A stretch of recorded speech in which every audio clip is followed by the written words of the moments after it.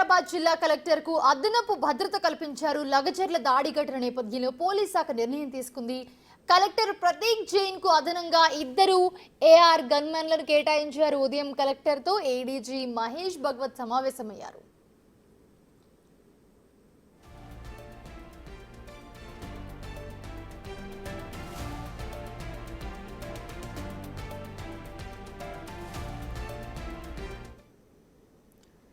ఇదే అంశానికి సంబంధించి మరిన్ని అప్డేట్స్ మా అసోసియేట్ ఇన్పుట్ ఎడిటర్ నగేష్ అందిస్తారు. నగేష్, ప్రస్తుతం చూస్తున్నాము లగచర్ల ఘటన తర్వాత ప్రస్తుతం అక్కడికి వెళ్ళిన కలెక్టర్ ఎవరైతే ఉన్నారో ఆయనకి ఒక అదనపు భద్రత కల్పించినట్లుగా కనిపిస్తూ ఉంది.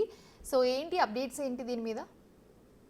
అదనపు భద్రత ఇవ్వాలని ప్రభుత్వం భావించింది. ఇంటెలిజెన్స్ కొంత సమాచారం కూడా దీనికి తోడుగా ఉందని చెప్పచ్చు. ఎందుకంటే ప్రతీక్ జైన్ పైన దాడి జరిగిన తర్వాత ఇప్పటికే 2+2 గన్మెన్ ఉన్నారు.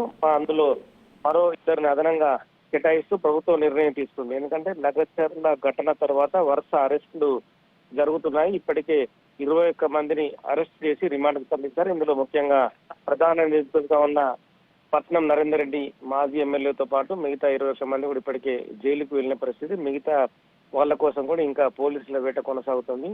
ఇందులో A2గా ఉన్న సురేష్ ఇప్పటికి కూడా పోలీసులకు చిక్కలేదు. అతని కోసం కూడా పోలీసులు పట్టుకునేందుకు వివిధ రకాలుగా దర్యాప్తు ముమ్మరం చేశారు. ఇప్పటికే additional DG Mahesh Bhagwat everyday దాడి జరిగిన తర్వాత ప్రతిరోజు వికారాబాద్ వెళ్లి వికారాబాద్ కలెక్టర్ తో అలాగే పరిగి పోలీస్ స్టేషన్ కి వెళ్లి ప్రతిరోజు సమీక్ష సమావేశం నిర్వహిస్తున్నారు.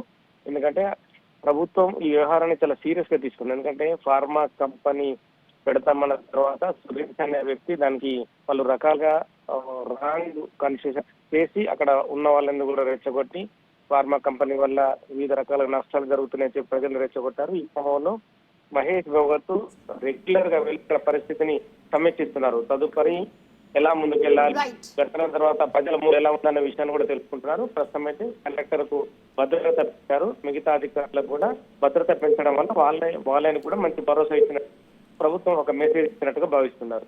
Right, thanks for the updates Nagesh.